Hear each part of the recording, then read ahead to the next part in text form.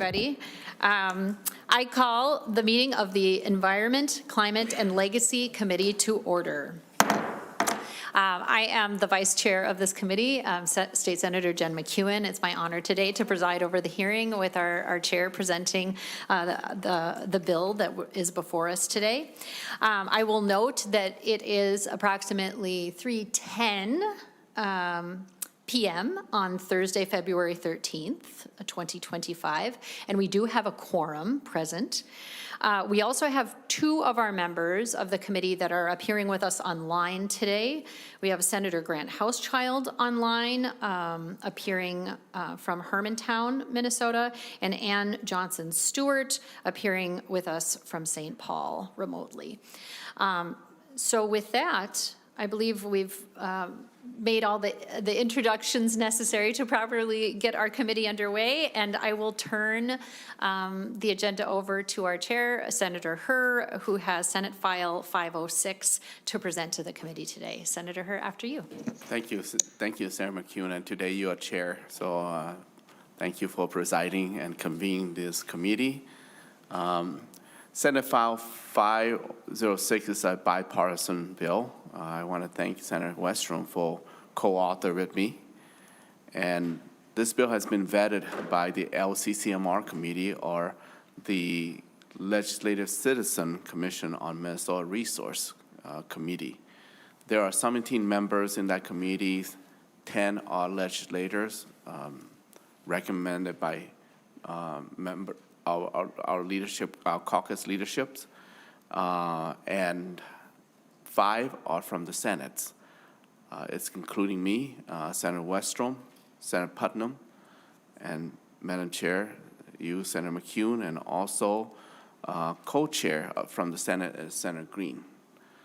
And so the Senate File 506 is this year, 2025 Legislative Commission on Minnesota Resource Bill for funding from the Environment Natural Resources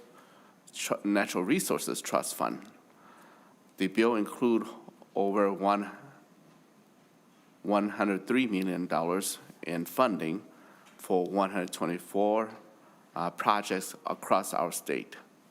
The projects are the recommendation of the 17 members that I already mentioned.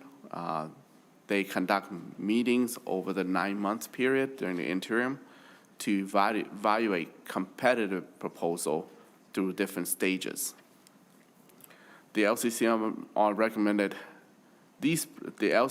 committee recommended these projects with supermajority votes.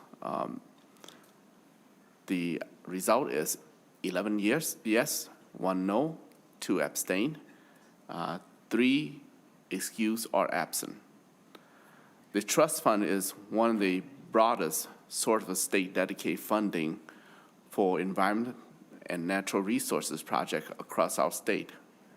As such, the bill includes a diversity of projects from innovative research to environmental education and technical assistance to land protection and restoration to creation of local park and trail amenities. The recommended project touch on some of the most important issues and challenges facing Minnesota, and this bill ensures that the trust fund will directly benefit every region of our state. There's a list in front of you, members, that show the project in your district, or project that appeal to you, or project that you will support or even advocate for. These projects will help inform decision-making, improve land and water quality, restore and sustain fish and wildlife populations, support wise use of natural resources, develop renewable energy, and enhance recreational opportunities at the local, regional, and state level. I have 2 staff here, but beginning with LCCMR Director Becca Nash. She will walk us through the bill, and I and the staff of LCCMR will stand for question later. Thank you very much, Senator Herr. For the record, also, I just want to note that Senator Lang has also joined us remotely from Olivia, Minnesota. And now we're ready to proceed with our testifiers. Director Nash, after you. Great. Thank you, Madam Chair and members. Again, I'm Becca Nash. I'm the Director of the Legislative Citizen Commission on Minnesota Resources, or LCCMAR for short. I'm here with my colleague, Mike Campana, Assistant Director, and we're happy to be here today to speak with you about Senate File 506, which is LCCMAR's annual recommendations for spending from the Environment and Natural Resources Trust Fund. I think I'll start out by just providing a brief recap of the LCCMAR, the Environment and Natural Resources Trust Fund, and then talk about the process that LCCMAR followed to develop the recommendations that are before you today. And then we'll do just a quick walkthrough of the bill and then stand for questions.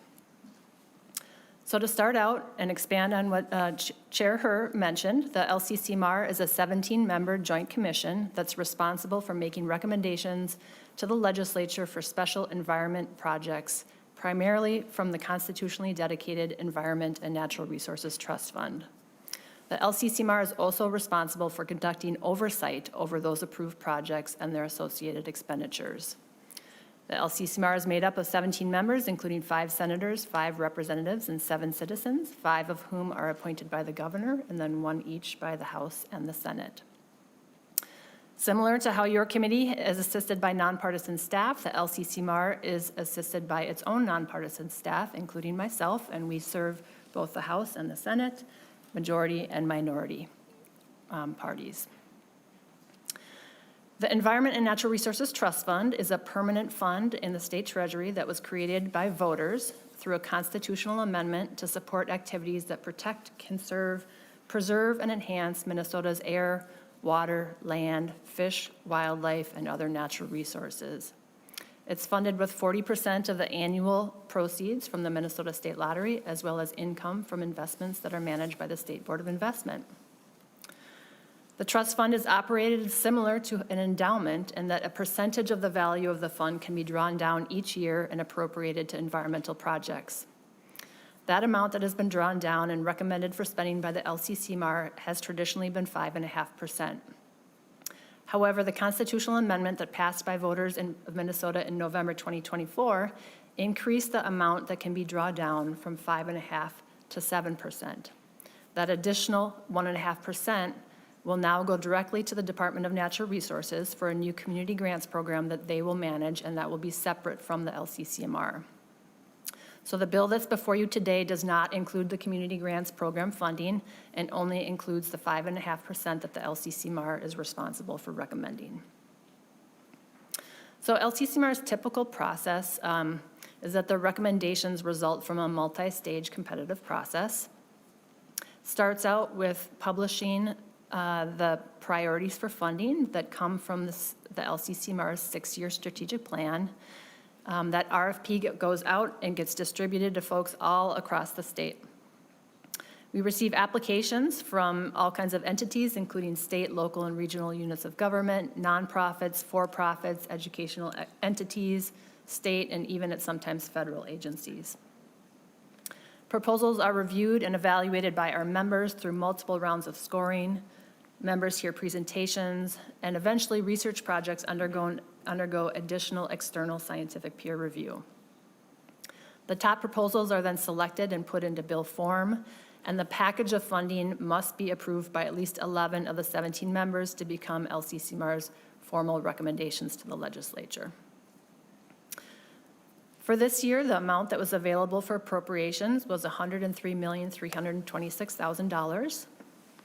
In response to our RFP, we received 214 proposals requesting approximately $183 million. And then following 5 full days or 40 hours of hearings and presentations by the applicants and multiple rounds of scoring by our members, 124 proposals were selected by the commission for recommending to the legislature. These recommendations were then approved in bill form by the commission in December.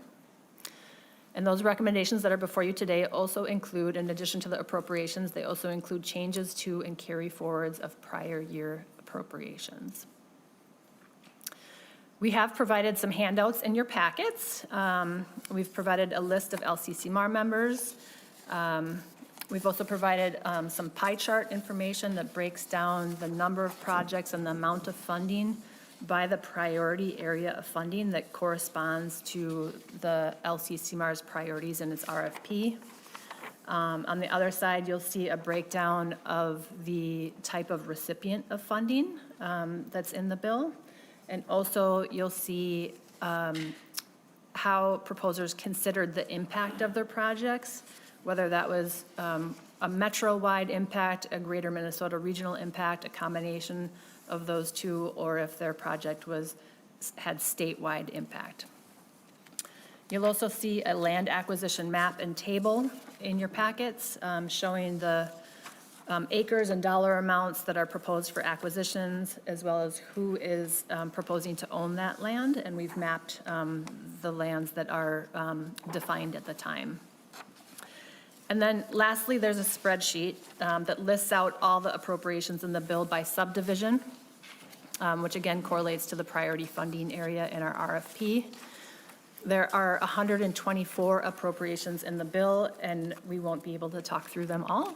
So I suggest perhaps you want to follow along on this spreadsheet. I'll just go through the main categories and give a summary of sort of the number of appropriations in each category and the dollar amount that's there, and a little bit of information about what those categories represent. But then while I'm talking, you might want to just sort of scroll through the list of projects and get a sense of what's in there. So subdivision 3 in the bill is for foundational and natural resources data and information. And this category is for projects that primarily involve the collection, analysis, mapping, and dissemination of foundational data and information needed for conservation planning and decision-making. The subdivision includes $22.084 million for 36 different appropriations. Subdivision 4 is water resources, and these include research and demonstration projects, as well as development of new techniques and technologies to improve the protection of the quality and quantity of our water resources. And this includes $11.812 million for 23 appropriations. Subdivision 5 is environmental education. This category includes outdoor experiences, hands-on youth education, and natural resources training. There's $11.965 million for 19 appropriations in this subdivision. Subdivision 6 is aquatic and terrestrial invasive species. This category is for prevention, risk reduction, development or demonstration of alternative control techniques, in particular biocontrol, integrated pest management, or reduction of non-target impacts. It's also to restore lands and waters following removal of invasive species. So importantly, this is not for ongoing management of invasive species. And this subdivision has $6.713 million for 2 appropriations. Subdivision 7 is air quality, climate change, and renewable energy.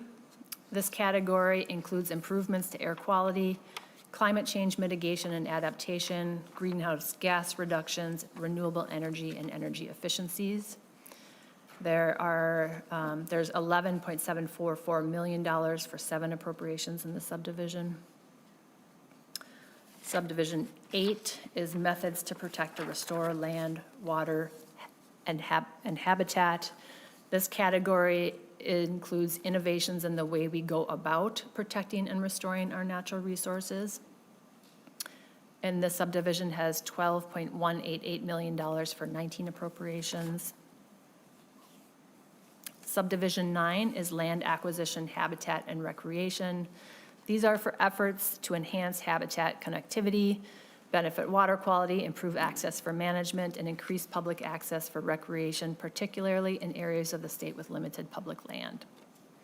And this has $19.553 million for 14 appropriations. Subdivision 10 is administration and emerging issues and contract reimbursement. This is for fiscal management and reimbursements for ENRTF-funded projects going to non-state entities, which we do with the help from the DNR's grant unit. This also includes emerging issues, LCCMAR administration, and funding for the legacy, LCCMAR's portion of the legacy website, which is required by law. This is $7.267 million for 4 appropriations. That's it for the appropriations portion of the bill. Subdivisions 11 through 16 are conditions of funding that typically get included every year. These relate to the availability of appropriations, the data availability requirements, work plans, reporting and budget amendments, background checks for projects involving children, specific requirements of acquisitions, restorations, and conservation easements, funding acknowledgement requirements, the requirement to purchase recycled and recyclable materials, and then also accessibility requirements. A couple changes have been made this year to this section, including updating the requirements and the terminology in subdivision 12, and also removing a subdivision that has now been put into statute. Subdivision 17, starting on page 49, includes funding carry-forwards. So these are previously funded projects that for one reason or another needed a little bit more time to complete their outcomes. No new money is being awarded. This is just, again, continuation of previous projects. There's also Section 3 and Section 4 of the bill, and these include technical changes to prior appropriations.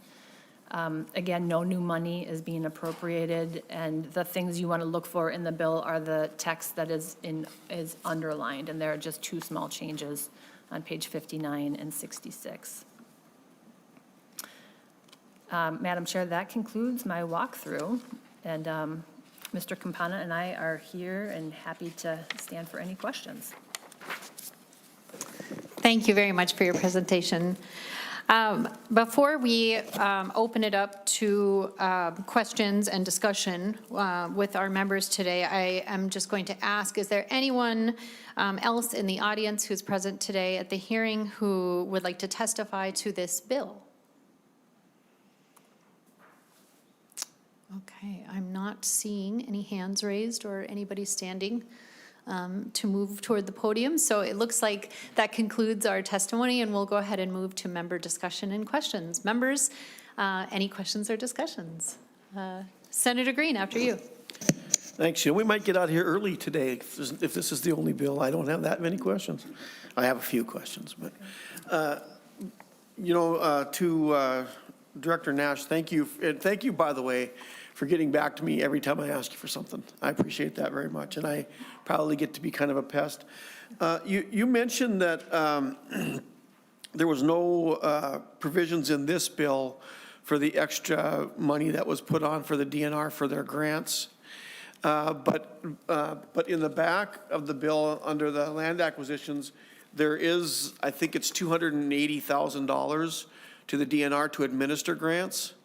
Is that part of only this bill, or will they be taking more out of the other 2% for the administering the other grants? Director Nash. Madam Chair and Senator Green, and we are always happy to help, so no problem about the questions. So the funding that is in the administrative section of the bill is for specific work that the DNR grants unit provides at LCCMAR's request. And so for purposes of the LCCMAR funding, some of the projects that are awarded to state agencies get awarded as direct appropriations to those state agencies. There are a whole host of other projects that are directed to non-state entities. So cities, counties, nonprofits, for-profits, tribes, federal agencies. And for those, the DNR grants unit serves as LCCMAR's fiscal agent, and they provide a very critical service of conducting fiscal oversight on those projects, as well as processing the reimbursement requests for those projects. So this is a reimbursement program for all those non-state agencies. They need to provide detailed documentation to, whenever they're submitting their reimbursement requests. And what happens is that the LCCMAR oversees the programmatic aspects of the award, and the DNR oversees the fiscal aspects of the award, and they will only provide those reimbursement to the requesters if the applicant is up to date in their reporting, and LCCMAR has signed off to say that we are satisfied with the progress reports that they've been providing to make sure that they are spending according to the budget that's been approved. And then the DNR is looking at the receipts and making sure those are all for items that are in the budget. So that is a very critical service, and we do provide that appropriation to them at our request every year. And there's no additional funds. So because it is a specified amount, there's no additional percentage that gets taken off. Senator Green. Thank you, Madam Chair, and I appreciate the answer, but I knew that. But I don't think you got to the real question. Okay. The 280,000 that's in this bill does to administer the grants, and I know those grants are, because like in this bill, I think there's just under 14 million to the DNR, including that 280,000. But if the extra 2% that's going to be going to a separate grant cycle that they're going to be administering as well, that just passed, Yes. correct? Yes. So 1.5%. right. So if does the 280,000 cover those as well, or will they be taking a share of the other percentage when they administer the other grants, when they get their applications and look through them? Director Nash. Chair and Senator Green, to be honest with you, that is totally outside of LCCMAR's purview. I mean, it will be a totally separate process, so I don't know exactly how that will work. The money, just because of what's in statute, I know that the money will be going to the DNR, and the DNR will be managing that grant program as well as awarding those funds to applicants. So as far as what their setup is in terms of how much funding it will cost to administer, I do not know. But it will not come out of this portion of the trust fund. Senator Green. Thank you, and I got a couple more questions, and then maybe if the DNR would come up and answer the question as to what percentage they're going to be taking out of that 1.5%, that would be nice to know as well. Another question, Madam Chair, is there anybody from the university here? I will ask the question of the audience, is there anybody from the university here? I am not seeing anyone, Senator Green. Well, then, Madam Chair, I guess I'm going to have to ask Ms. Nash a question that she probably won't be able to answer, but at least it'll be on the record as to what it is. In this bill, not quite 40% of this bill is going to the university or to colleges. It's a huge amount. And if you look through the projects that they have, there's very few, very, very few that actually do anything to physically protect water and or even the environment. Most of it is studies, and some of the, and I won't go through the studies today. I will later, but not today. And some of them are border on ridiculous. But my question is, on when we see this, and the university in one case gets, I'm just going to throw some numbers out rather than page through here. They get $1.5 million for a project, and within that project, you'll have one professor that's coming to mind in here that makes $33,000 off that one project, and in that project, she's getting $1,000 a day if she goes and speaks, and then more if she does any kind of events. So it's pretty ridiculous. My question is she, because she's still working for the university, or anybody, not necessarily she, if a professor is working for the university and they're getting paid by the university in some cases, well, in many cases, over 6 figures, will the extra, in this case, $33,000, be on top of her salary? Or is that something that the university is just charging and putting that back into their coffers? Director Nash. Madam Chair, Senator Green, yeah, very good question. So LCCMAR, Environment and Natural Resources Trust Fund, under the purview of LCCMAR, has a both have requirements that funds be direct and necessary for the project, and we don't provide overhead, and we also don't supplant traditional sources of funding. So I think all of those three requirements come into play right in the situation, the question that you're asking. So when researchers come to ask for funding from us, we will only pay for their summer research salary. So if University of Minnesota were here, they would be able to speak better to this, but traditionally, they're paid a 9-month salary for their teaching obligations, and then they are expected to raise their own research funds, and that can only be for the summer months, so for 3 months. So never does we go through and check to make sure that the amount of funds does not represent more than 3 months worth of salary. They're also not allowed to take what you would call salary savings, which is kind of the scenario that you're talking about, where they're requesting for more money than they need. So never will the University of Minnesota pay somebody more than what their salary is, and they cannot just take that money and put it someplace else to be used for another purpose. And our funding, if we award funding for salary, it can only be used on salary unless they come back to us and they ask us for an amendment. And LCCMR staff, this is part of what we do every day, is we review what they're proposing to do, what their plan is, what their justification is. We look to make sure that that's an eligible way to spend the funds, that it's consistent with the intent of the project, and then they might be able to rebudget that within the project to something like supplies or travel if they've come up short in another area. So I don't know if that answers your question. Senator Green. Madam Chair, yes and no. Because it doesn't come right out and say what I think you're saying, but I think what you're telling me is that this particular professor, and if it's in there under personnel, Yep. and it's $33,000, they get that $33,000. The university is getting the grant, and they're paying that person $33,000 over and above their salary.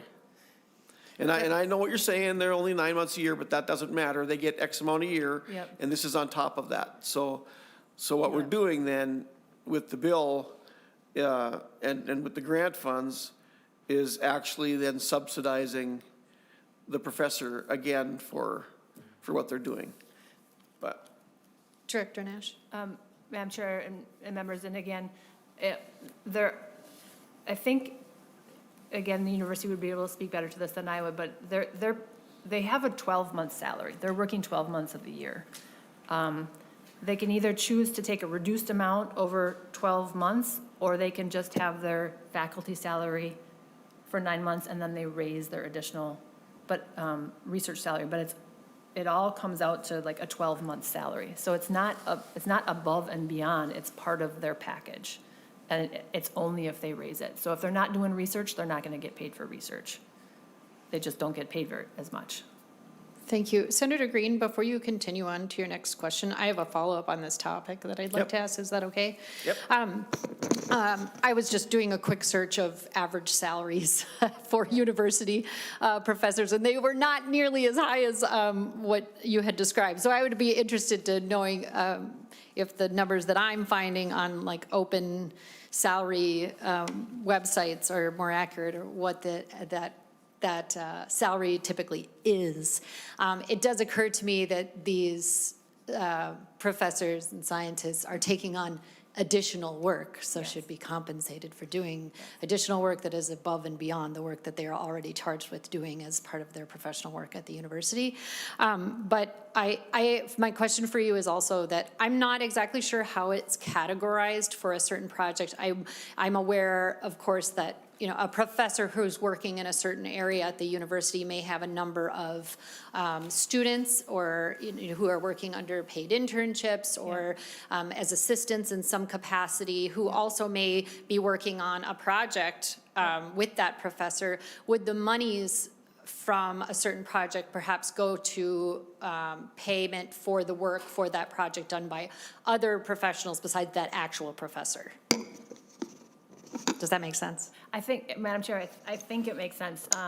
So the faculty are one category, and they're only going to get paid for summer salary for the work that they put into the project.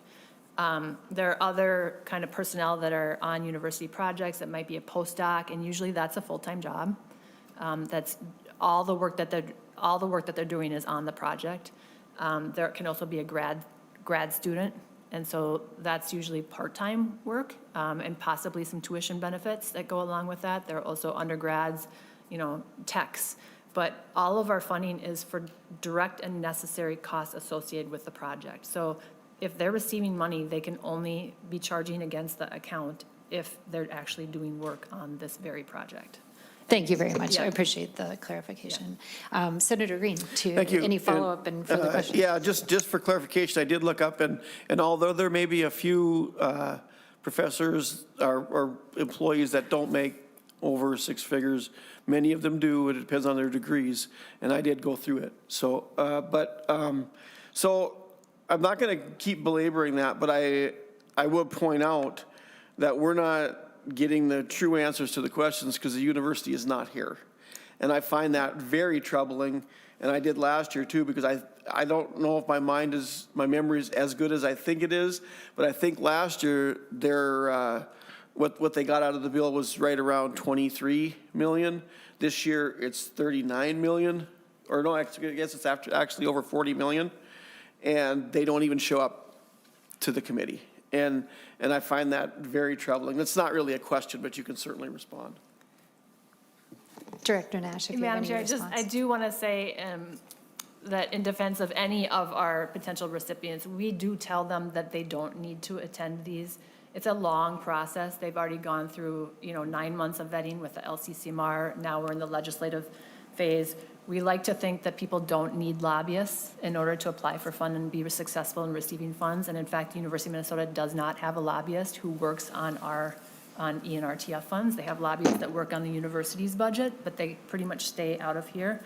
So we do actually communicate to them and say, you don't need to attend. So if you would like them to attend, we can make a point of asking somebody to be here to answer your questions directly. And we can also follow up with you and suggest a meeting if that would be helpful.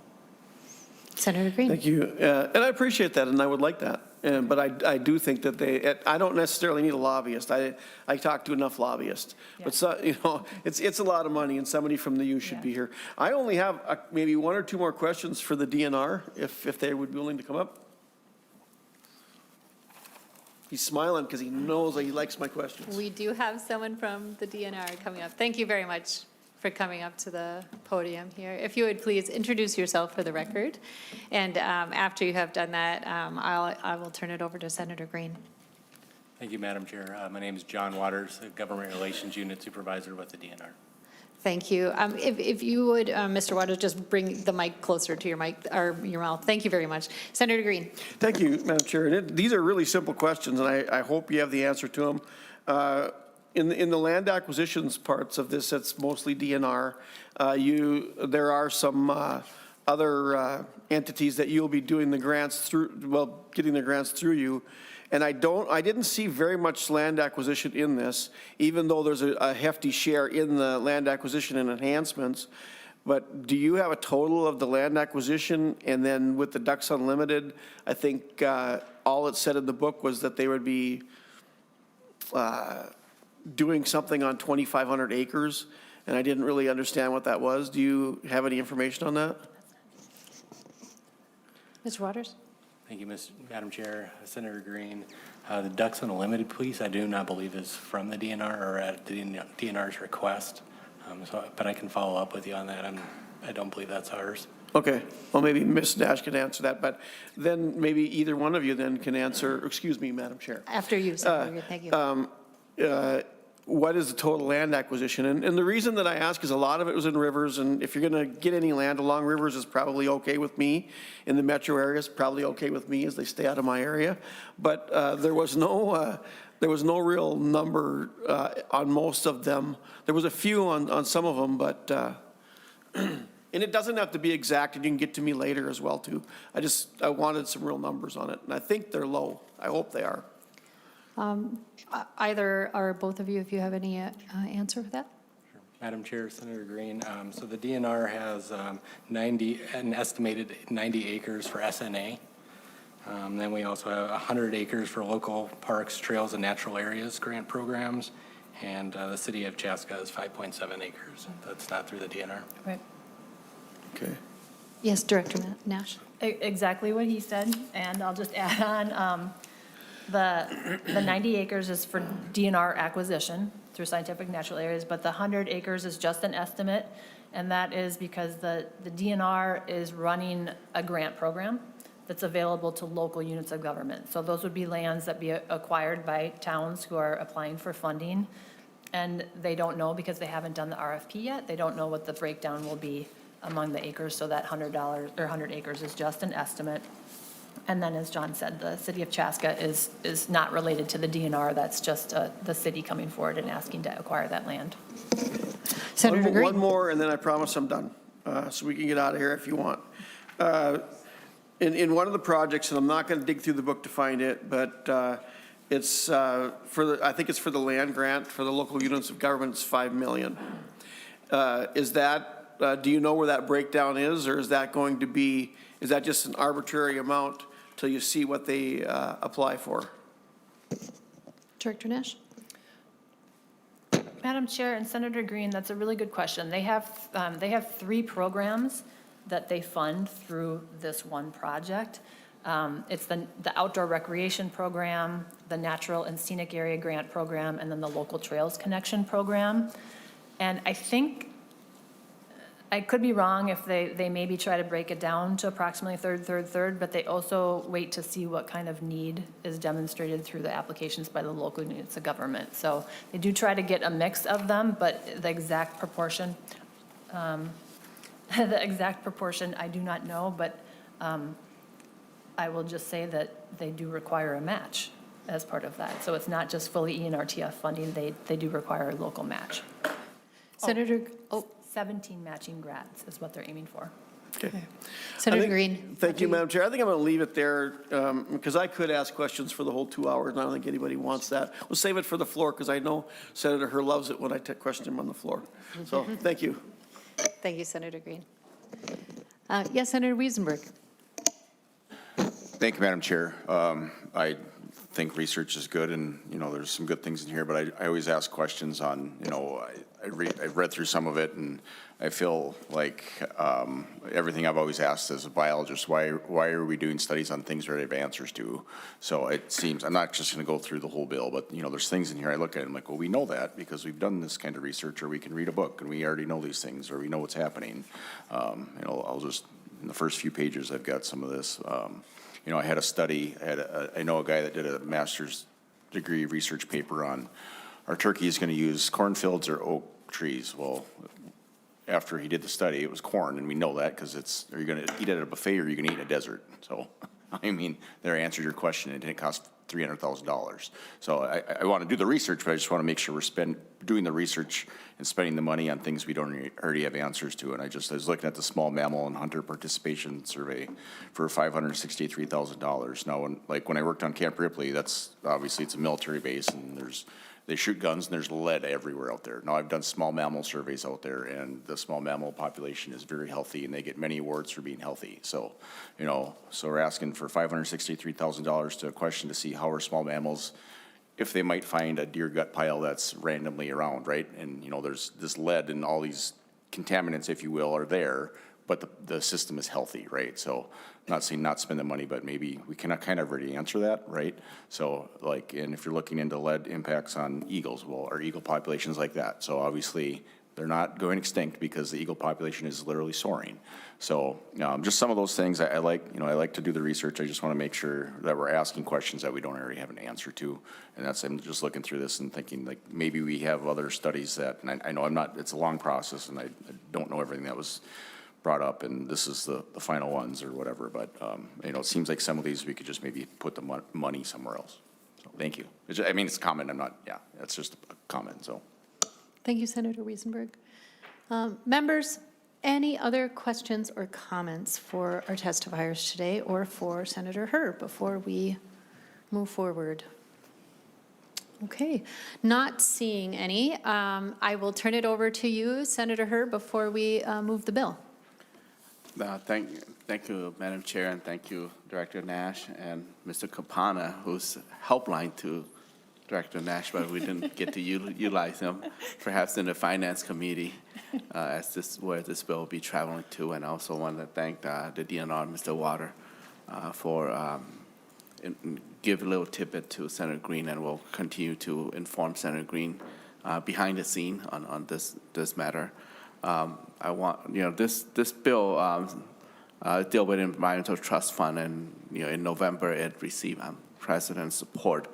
77% of Minnesota vote to affirm to continue the support of this environmental trust fund.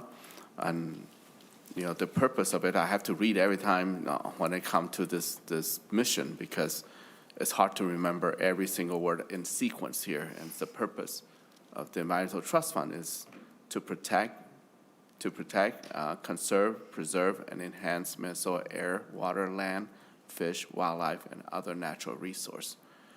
And to sum it all, I shouldn't take other former Senate members' phrase like this is a good bill, but I would say this is a wonderful, nice bill. And thank you for your support. I also want to thank you, Senator Green, for serving as a co-chair as well, and Senator McCune. And Senator Green, thank you for being consistent and persistent on asking the question even during committee and also here and in the LCCL committee and also here in this environmental committee. And I look forward for more questions on the floor as well. Thank you very much. Very good. Thank you, Chair Herr. All right. With that, I would ask if the members who have joined us online would please unmute themselves. We're going to just move this here just so that we can make sure to hear people. With that, Senator Herr moves that Senate File 506 be recommended to pass and be re-referred to the Finance Committee. All those in favor say aye. Aye. Aye. All opposed say nay. The motion prevails. Senate File 506 is recommended to pass and is re-referred to the Finance Committee. Thank you very much, Senator Herr, and thank you very much, Director Nash and Assistant Director Campana for coming today to present the bill to us. And with that, members, unless there's anything further, Chair Herr, that you'd like to share with the committee, if not, I will adjourn us. Okay.